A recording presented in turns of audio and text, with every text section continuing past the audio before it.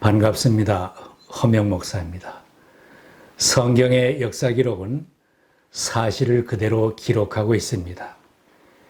믿음으로 살아서 복을 받은 사람에 대한 기록도 있고, 저주를 받은 사람, 실패한 인생에 대한 기록도 있습니다. 신앙의 인물들 중에는 한 사람의 믿음과 믿음이 있는 가정이 인류 구원 역사의 중요한 축을 이루는 가정이 있습니다. 아브라함 한 사람이 하나님 말씀 순종하고 살아서 믿음의 조상이 되었고 복의 근원이 되었습니다. 노아 한 사람이 하나님 말씀을 순종하여 홍수로 멸망하는 세상에서 온 가족을 구원하고 인류 역사가 이어지게 하였습니다. 곧 멸망해 갈 여리고 성의 기생 라합이 생명 걸고 신앙을 찾아 하나님께 나왔더니 온 가족과 함께 구원을 받고 예수 그리스도의 족보에 들어가는 믿음의 가문을 이루었습니다. 여리고성은 하나님이 멸망시킬 계획에 들어있었기 때문에 무너질 수밖에 없었습니다. 여호수아가 이스라엘 백성을 이끌고 점령에 들어갈 때에 성벽은 무너졌고 성읍의 모든 남녀노소 가축까지 희생 제물이 되었습니다. 다 멸망하는 가운데서 라합의 집안만 구원을 받은 것입니다. 여호와 하나님에 대한 확신은 믿음의 행동을 하게 하였고 온 가족이 살게 되었습니다. 여리고성 원주민들도 하나님이 이스라엘 민족을 인도하시고 능력으로 역사하신 이야기를 들어서 하나님이 어떤 신인이든 알고 있었습니다. 하나님이 개입하셔서 이스라엘이 이집트를 탈출하였고 홍해를 건넌 사실과 아모리 사람들을 전멸시킨 전쟁 소문도 듣고 두려워서 떨었다고 했습니다. 이 땅의 주민들은 모두 하나같이 당신들 때문에 간담이 서늘했습니다. 우리는 그 말을 듣고 간담이 서늘했고 당신들 때문에 정신을 잃고 말았습니다. 여리고 사람들은 하나님의 능력에 대하여 듣고 두려워하였지만 하나님을 믿지는 않았습니다. 여리고성 사람들이 마지막까지 굳게 믿고 있었던 것이 따로 있었습니다.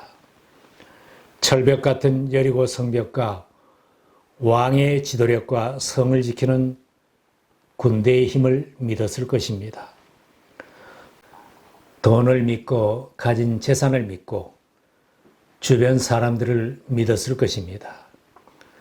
하늘도 바라보지 않고 주변 정세도 아랑곳하지 않고 성문을 굳게 잠그고 버티었습니다. 이스라엘 자손들로 말미암아 여리고는 굳게 닫혔고 출입하는 자가 없더라. 멸망하는 최후의 순간까지 어리석게 버틴 사람들입니다. 그런 사람들 중에서도 라합은 믿음을 가지고 있었습니다. 여호와 하나님이 이스라엘 백성들과 함께 하시면서 능력을 행하신 분임을 믿었습니다. 남의 나라 역사지만 이스라엘 역사 속에서, 세상 역사 속에서 하나님의 능력을 알았기에 정탐꾼들에게 신앙 고백을 하였습니다. 위로는 하늘에서 아래로는 땅 위에서 과연 주 당신들의 하나님만이 참 하나님이십니다. 단순히 지식적으로 알고 일시적인 감정으로 믿는다는 것은 구원을 얻는 믿음이 아닙니다. 야고보서에는 귀신도 하나님을 안다고 했습니다. 내가 하나님이 한 분이신 줄 믿느냐? 잘하는도다. 귀신들도 믿고 떠느니라. 예수님이 지나가실 때 귀신도 알고 떨었습니다. 단순히 아는 것만으로는 참 믿음이 아닙니다. 구원으로 이어지는 믿음은 하나님의 능력과 하나님이 역사하심에 대하여 들었을 때 내가 믿고 의지하고 믿음의 행동으로 옮겨지는 믿음이 구원을 받는 믿음입니다. 지금도 우리 주변에는 하나님에 대하여 듣고 많이 알기는 하지만 하나님을 믿지 않는 사람들이 많이 있습니다. 라합은 과거에 이스라엘과 함께 하신 하나님의 역사를 믿을 뿐만 아니라 앞으로 펼쳐질 미래의 역사에 하나님이 개입하실 것을 내다보았습니다.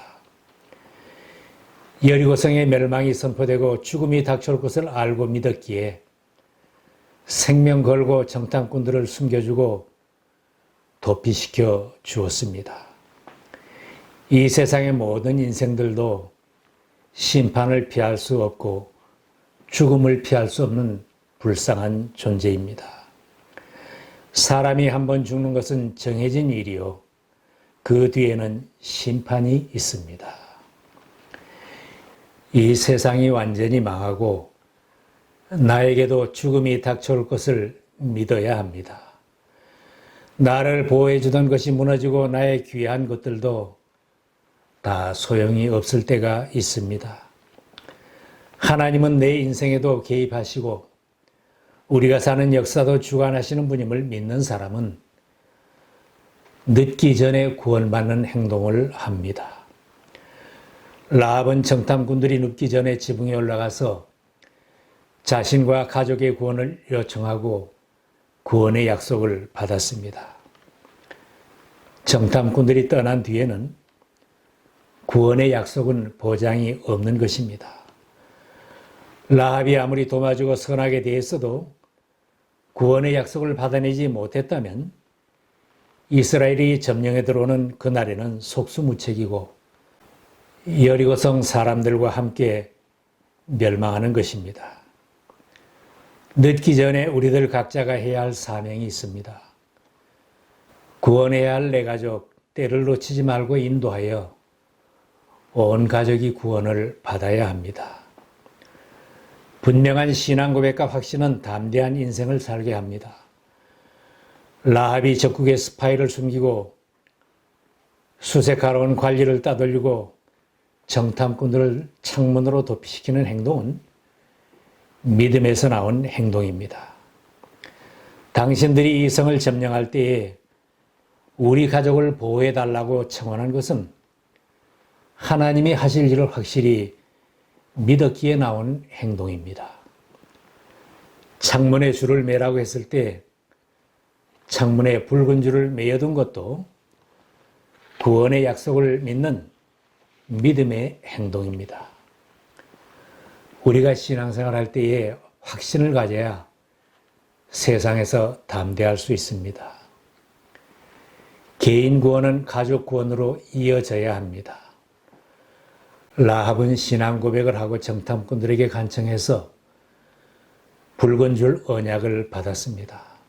여호와께서 우리에게 이 땅을 주실 때에는 인자하고 진실하게 너를 대우하리라. 우리가 이 땅에 들어올 때에 우리를 달아내린 창문에 이 붉은 줄을 매고 내 부모와 형제와 내 아버지의 가족을 다 내 집에 모으라. 붉은 줄은 구원에 대한 약속의 증표입니다. 그들이 붉은 줄을 보고 그 집안에 있는 가족을 다 구원해 주리라는 약속의 표시입니다. 구원을 약속한 증표인 붉은 줄이 라합의 집 창문에 메어졌을 때에 여리고성이 멸망하는 날에도 온 가족이 구원을 받았습니다. 사도행전에는 하나님의 능력을 체험한 간수가 사도들에게 내가 어떻게 해야 구원을 얻을 수 있는가 물었습니다. 이때 사도들이 대답했습니다. 주 예수를 믿으라. 그리하면 너와 내 집이 구원을 받으리라. 말씀을 들은 간수는 사도들을 자기 집으로 데리고 가서 온 가족이 세례를 받았습니다. 바울을 만난 루디아도 바울의 말을 듣고 그와 그 집이 다 세례를 받았습니다. 한 사람이 잘 믿으면 온 가족이 구원을 받고 가문을 구원으로 인도할 수 있습니다. 때를 놓치지 말고 나는 예수 그리스도를 믿습니다. 신앙 고백을 하는 믿음의 집안으로 온 가족이 들어오게 인도해야 합니다. 교회는 붉은 줄을 맨 믿음의 집입니다. 노아의 방주에 온 가족이 다 들어가서 구원을 받았듯이 누구든지 이 집에 다 들어와서 구원을 받게 인도해야 합니다. 라합이 구원받은 것을 보면 어떤 직업을 가졌든지 먼저 믿어야 합니다. 예수님 말씀을 봐도 그리스도를 믿고 구원받아야 할 대상에서 제외될 사람은 없습니다. 수고하고 무거운 짐진 자들아 다 내게로 오라. 내가 너희를 쉬게 하리라. 나는 의인을 부르러 온 것이 아니요 죄인을 부르러 왔노라. 구원을 받아야 할 사람, 우리의 전도 대상자는 제외시킬 사람이 아무도 없습니다. 술, 담배를 못 끊은 사람도, 도박을 못 끊고 불륜을 청산하지 못한 사람도, 붉은 줄을 매게 하고 교회로 들어오게 인도해야 할 정탐꾼들의 사명이 먼저 믿은 우리들에게 있습니다. 구원의 역사는 나 한 사람이 중요합니다.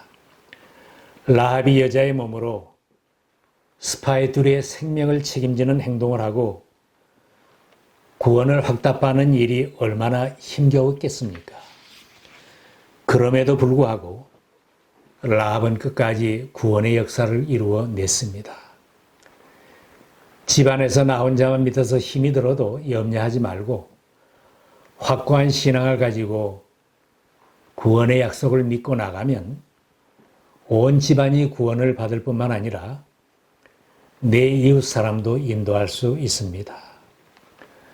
먼저 믿은 사람이 본을 보이며 들은 말씀, 읽은 말씀, 배운 말씀을 삶에 적용하고 사는 것은 붉은 줄을 창에 매는 것과 같습니다.